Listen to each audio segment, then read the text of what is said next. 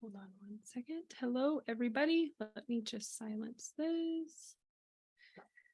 We are so excited today to have Jen here with us. Jen is another nurse coach in our community. She is a powerhouse, and it is our true honor and privilege to be able to come on live with her today here on the podcast. So let me tell you a little bit about Jen. She has been a nurse for 18 years, and she spent the majority of that in the ER and in clinical nurse educator roles.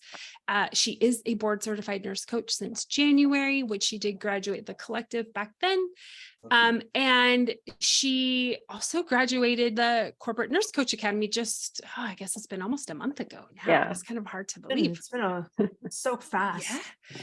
And so what I just truly want to honor and celebrate is Jen's heart and passion for change. She has gone on a journey herself that I know she has shared with us. And that journey is what I think has led her to where she is here today as a coach, as of the powerhouse that she is. She does coach in 3 different aspects. I love that she brings this into her current workplace, where she works in hospitals, developing wellness programs, primarily working with with nurses and coaching them and hosting workshops at at hospitals. She's done some awesome stuff where she currently works and inviting and just the creativity side that we all need as a nurse, as an outlet, as a healthcare provider. And so she's done some awesome things there. She does do private practice one-on-one and group coaching, really around coaching women in midlife exhaustion and just getting through that middle part of life and how to not just get through, but to thrive through that. And then if you have not checked this out, y'all, you need to go check this out. She has an amazing podcast that she started called The Nurse Connect, where she connects with other nurses so that they can share their story and journey. And for anyone that knows a nurse, you know that there is a lot of stories there. And so for her to provide a space for nurses to share that is just exceptional and healing, both for the nurses and I think also for those that can get a glimpse of what it's like to be a nurse for a day, because it's not what you would think. So welcome. We are so excited that you are here. What else would you like to add? Tell us a little bit more about you, Jen. Where are you from? What's going on in your life right now? Oh my goodness. Thank you for filling me up. That was lovely. And just hearing it all, I'm like, holy cow, I have done a lot. You've done a lot. You've done a lot. Oh, thank you. So I live in California. I live in Northern California, fairly close to Bina, actually, although we have yet to connect in person. We will soon. Yes, we will.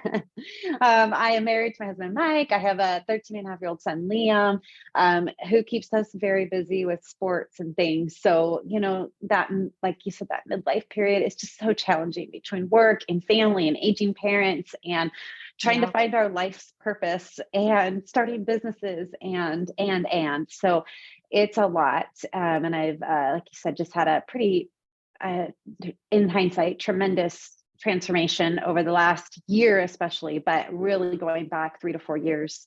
I struggled with pretty significant burnout as a nurse director in education. I left that job about 3.5 years ago. It was rough. It was really rough. And I didn't get better for a bit.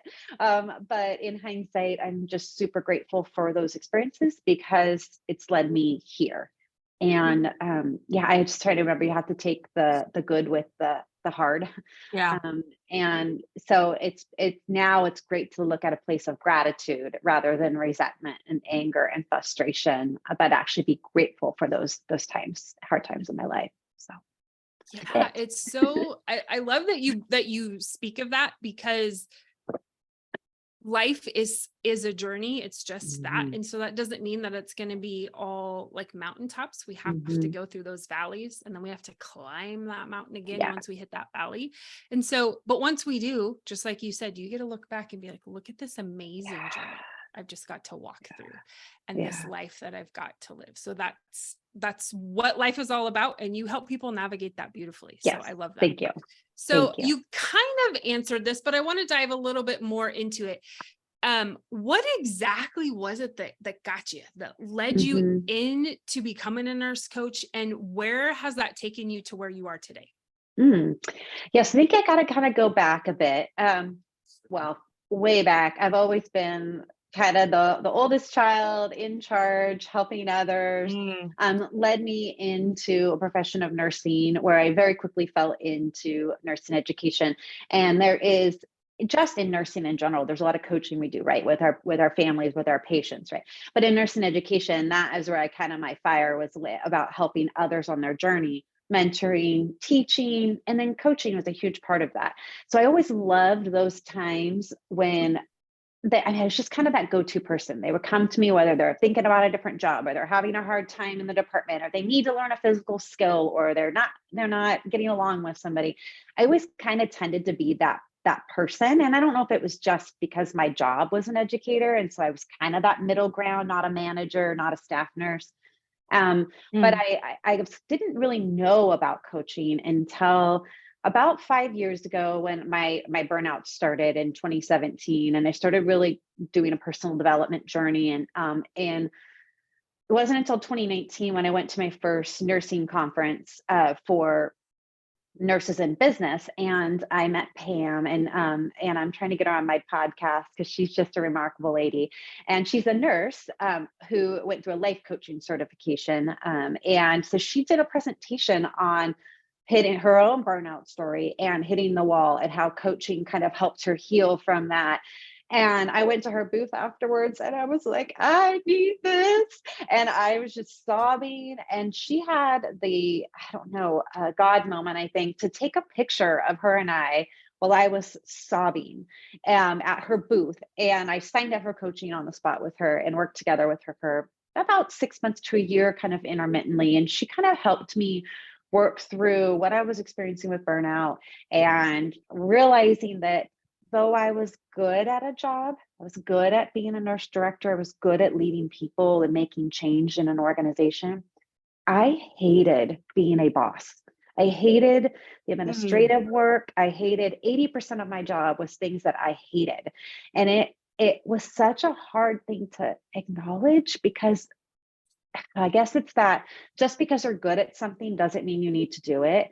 And I think I kind of like got into that because I thought that was the next step on my ladder. Well, And that's when what I I was going got, to ask you is that, yeah, did you feel like because you were a bedside nurse, you're doing that was like your yeah, next projection, right? It's like you yeah, wanted to be the manager and then you wanted to be this director right. because you're going towards a goal of what a lot of Yeah. nurses would want, correct? Like they're Mhm, saying like, oh, this is where my path is taking me. I mhm. should do this, or I need to do this, or I Yeah, have this, or there's more of that a I was purpose. supposed to do it. I'm supposed to be a manager, or I'm supposed Yeah, to be a charge nurse, right?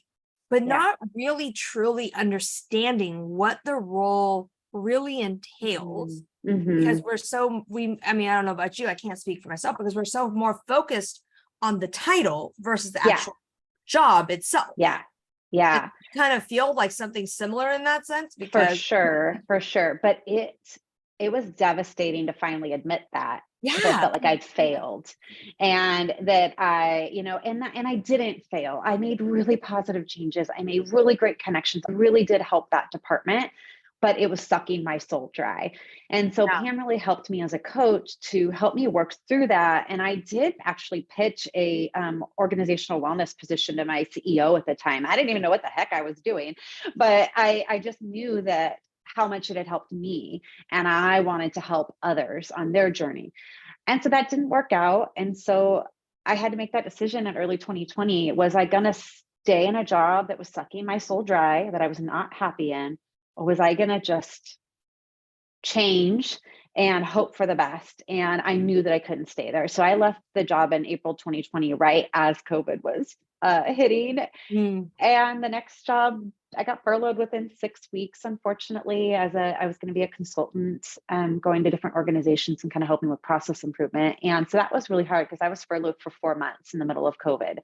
And I became Wow. really anxious, very depressed. My whole self-worth was just in the toilet. I didn't know who I was, what I wanted. I had no idea what to do. And So that was a really hard time, but it set me up for realizing Right. that coaching could be a path You- for me. You nailed something. When we talk about, your self-worth, your pride, when it comes in, like you lost yourself, right? Yeah. I want people to understand that happens in any stage in life or any transitions that we're Mhm. doing, whether we're leaving bedside, right? Whether it's leaving bedside, and I had to grieve the fact of I was not an ER nurse anymore. Yeah. Right? It's hard. It's like, and now, like in the middle of COVID, you were a director, you decided to quit that job, you're doing a consulting, now this doesn't work. And that is like one of the best things I love about you is that you don't let all that suck you dry. Like you think you do, but in Yeah. reality, that just got to where you are today Mhm. because of all these experiences. Like you truly understand firsthand, like, hey, I lost my job. I went from that. I went through all this anxiety. If you choose to leave, I know exactly how it feels because I was on the other end. Yeah. I didn't have a choice. And it's such a powerful thing to do on that, So I wanted to ask you a question. What are you most proud of during this? Oh, there's a lot of things I'm proud of. I really try to honor that, like giving myself kudos and like to reflect Yeah. on where I'm at. So in that time period was having the courage to leave something that was safe. Ah, I made great money. I had a very Yeah. stable job.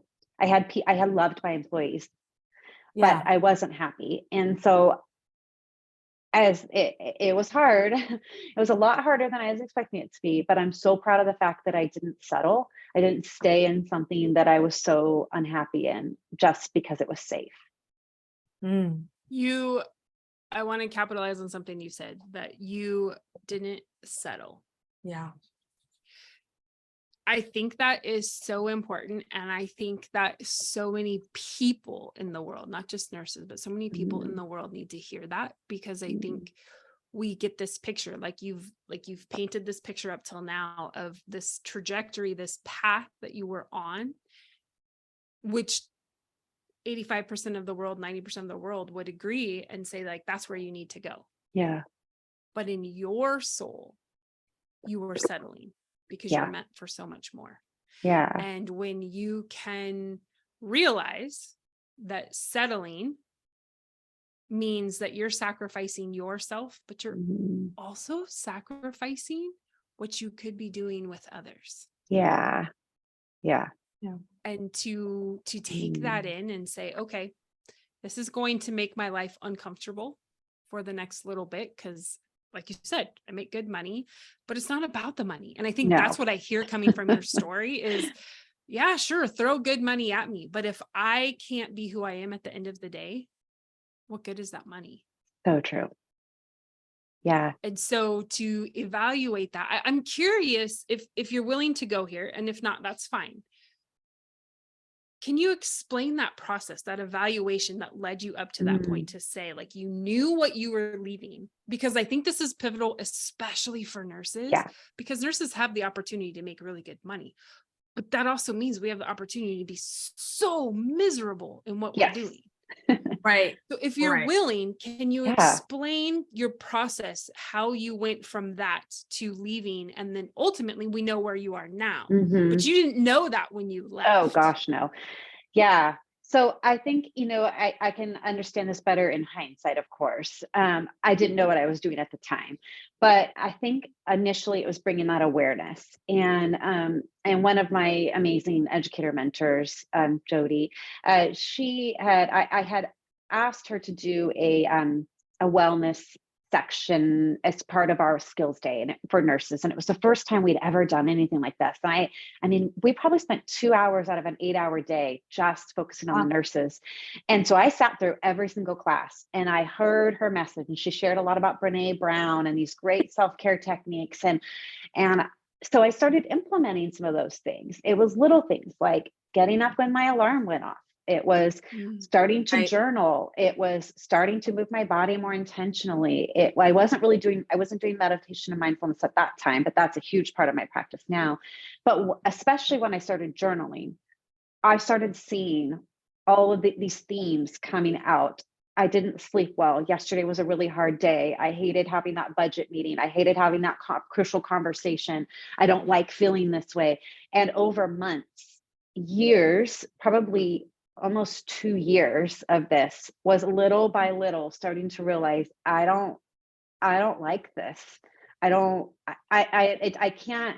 can't do enough personal, professional development. I went to so many classes and so many trainings and had meetings with my leaders, and I just couldn't get there. And they thought I was doing a great job and that I was on track, but I never felt happy with where I was. And at the same time, again, I've got a kid and he's busy, and I was taking care of my mother-in-law a lot, taking her to appointments and keep getting all her meds settled. And I was freaking president of a volunteer organization.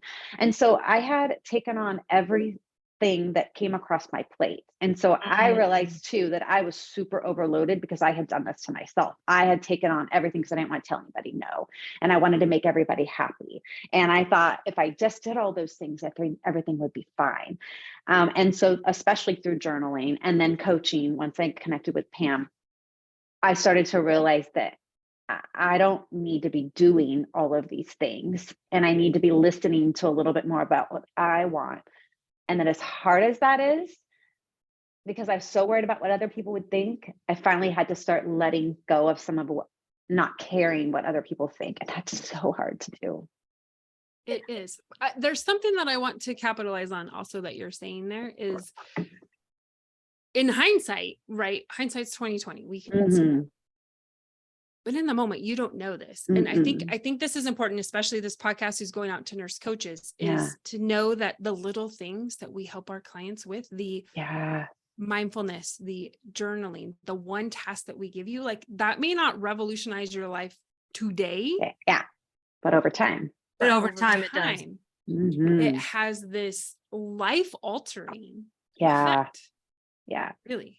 Right. That you could look back and be like, this is not how I wanted my life to be. Like if I read these pages, this actually makes me sad. Yeah. Oh, actually, I mean, I just reread I don't really reread my journals, but I just went back to my first one because I was like, how long have I been journaling? In October of 2018. And I cried when I read that first entry because I was so broken. It was awful. I was stretched so thin, and I'm getting tearful just thinking about it. That was so hard. And I just knew, I wrote in there, something has to change. I can't keep doing this. And that was one of those moments that was a real pivotal, like, I can't keep doing the same thing. This is killing me. I'm happy you said that because it has to come within people. Like a lot of people think that change is something that just, oh, let me just do a change tomorrow, right? And then it's going to switch out. It has to come within you of like something, and it does come over time. And, when I decided to leave bedside, it was the same type of mentality where I was like, something just has to change. Like, I can't be doing this day in and day out. And I think when people are in that mindset, right, I think they're more prone to taking a leap of faith versus some people that are like, I think so, I'm not sure, maybe, but then they're still so focused in on, because nurses, like, let's be real, they're still so focused on what they can't, the income that they're going to bring in, right? And it's true, especially here in California, with where we are, especially where we live, like we make really good money as nurses. And so, one, I want to say I'm so proud of you for making that leap. But what I'm also most proud of is you believing in you. That's come over time. There are plenty of days I still have that self-doubt, but it's much better now. But I think that's what people need to hear. Is that it's not something that comes in a day or 2 days or 3 days. Like some people it takes 5 years. Yeah. Some people it takes 10 years. Some people it takes 6 months. Some people it takes a week. It's your own journey and building that journey for yourself and realizing that change is uncomfortable, but also your self-worth is also in there as well. And Yeah. I just want to acknowledge you for really, really empowering other women or other coaches or other nurses or anyone else who is listening to this to understand that if something's not in alignment with you, giving them the permission to let it go. Yeah. Yeah. And that you can change it. You don't have to settle. Exactly. You can make those changes. You just have to give yourself permission to do that. Right. And I'm Well, proud. and I that think you it's gave yourself important that. to also recognize that, because there was one thing you said, and so for any nurse that is looking to, or any person, this doesn't apply just to nurses, Mhm. that is on this trajectory, right? You said that as you were journaling and you were having these meetings with your leaders, like they were saying what a phenomenal job you were doing. It's not like nowhere in the story were we ever saying that you did a bad job. Right. Exactly. You just knew the job you were doing was out of alignment. Correct. Right. And you can do a phenomenal job at anything if you Anything. really put into it and you go Mhm. forth. But what makes life so pivotal and thriving, and I love that this is where you've gone with that midlife exhaustion and taking this, is that like I don't want to just live. And that's what I hear in your story. Yeah. I didn't want to just live. I didn't want to just collect a paycheck and have these things and not be able to enjoy who I am. Right. And you said, okay, you say I'm doing great, and maybe I am doing a good job. And you said, I made changes. I did good things, but it's Mhm. not serving my soul, and I'm Yeah. meant for something greater. Yeah. And so you dove into Yeah. that. Oh, So thank you. yeah, it's so because we get caught up. We get Yeah. caught up in what people say and what people believe in us. Yeah. And if people think that you're on this path and that's what you should do because that's what you're good at, that's fine. But if it's not who I am, then it doesn't matter how good I Yeah. am. I can't buy into it. And I appreciate that you shared that, you know, I was meant for something bigger. That is exactly how I felt. But I felt shame and guilt around that. Like, who am I to think that I'm meant for these big things? They're scary. I mean, like changing lives. Like, who am I to like think that I'm okay to do that? And there's a lot of deep stuff that's wrapped up in that I'm definitely still working through. But finally, in the last year, I've been able to acknowledge that as I do feel like I'm meant to be doing big things, and that's scary. And it's exciting. And it's liberating to like just say that. Doesn't mean that happens tomorrow. It doesn't mean like I mean, like I'm still a humble person. I still like little tiny steps will get me there, but it's exciting too to think about like all the possibilities that are out there. Little tiny steps will get me there.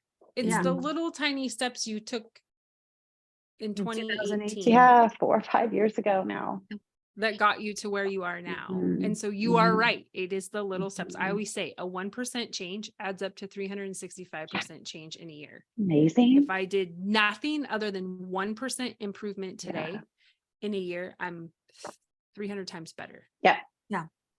Than I am today. So where is this taking you? You've had this path up till now. I've had the pleasure of witnessing this for the last almost year and over a a year half. now. And so what's next? What's next for Jen? my Where are you going? gosh. What you doing? I feel like there's so much. And then I'm wondering, like, I feel like I'm supposed to be doing more. And then I'm like, just take a breath. Like, there's so much going on. You will be doing more. Jen, I want to tell you one thing before you come in and interrupt. Like, you are going to be everywhere. Like, I think you're just developing your power. You're developing that inner power that's coming out. And it's kind of like unleashing the tiger, like with you. Like you're still a cub, you learned how to roar, you're learning your stuff. And now it's just kind of like, you're just unleashing it still. Yeah. So there's still way more to you.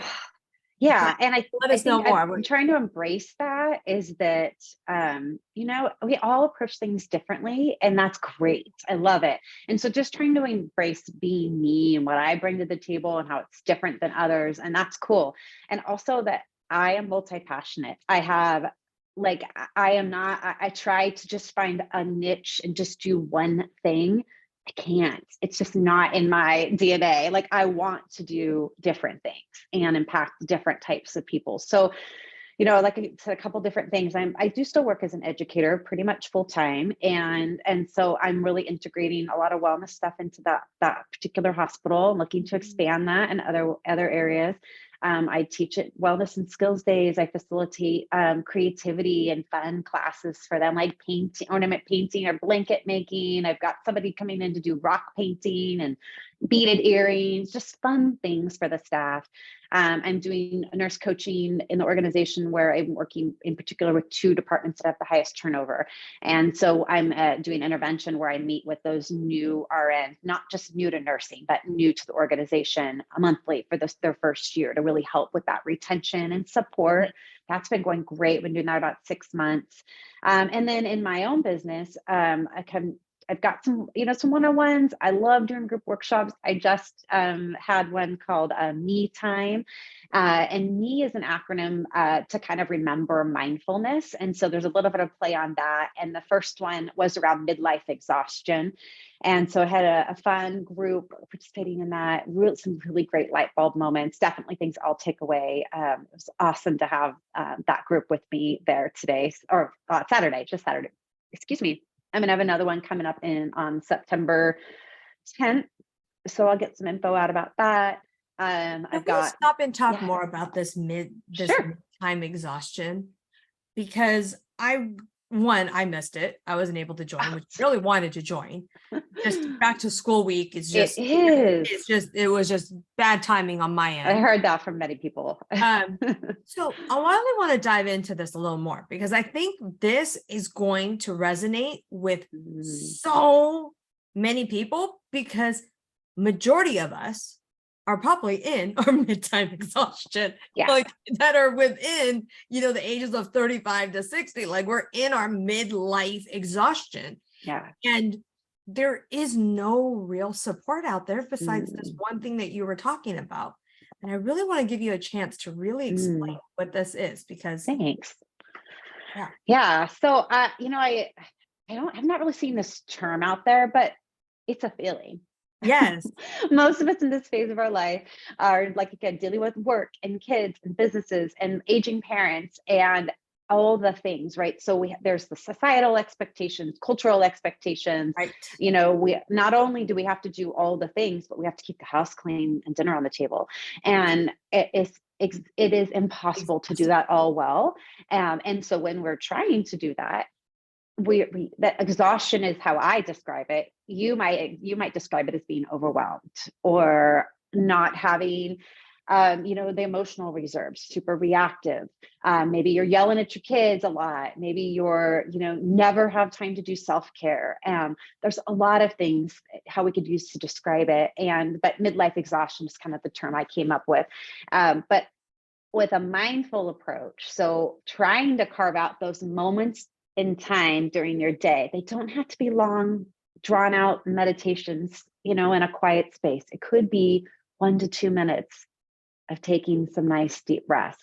When I was getting really emotional there, I went in as you guys were talking, and I was actually doing a 4-7-8 breathing, because I was trying to regulate my emotional system, my vagal system. I was trying to get out of that, where I flipped back into that fight or flight, shaky, nervous, breathing fast. And I was like, I have the tools for this. I can calm myself down. So just taking a couple breaths, and you probably didn't even notice I was doing that, or maybe you did. But I mean, you don't have to, you don't have to, it doesn't have to be something super obvious. While you're driving, doing some box breathing, hiding in the bathroom and doing some heart breathing. Like, there's a lot of different ways you can incorporate mindfulness just when you're out walking, paying attention. And so that was kind of the basis of this workshop, was like, let's talk about it. Let's acknowledge we're here. Hormones are at play. And, there's just so many different elements. And it's like, we can't fix all of that right now. And maybe not ever, especially if you've got a physical disability or illness, which to make that super challenging, but we can make it a little bit better. So can you implement 1 or 2 things, like just starting to move your body intentionally twice a week, or just doing 2 minutes of breath work once a day? Like, what little things can you start? And then after a month or 2, adding something else on, but like I like to say go low, start low and go slow. So start low with your expectations. Don't overwhelm yourself. 2 times a week, work it out. Okay. Start slow.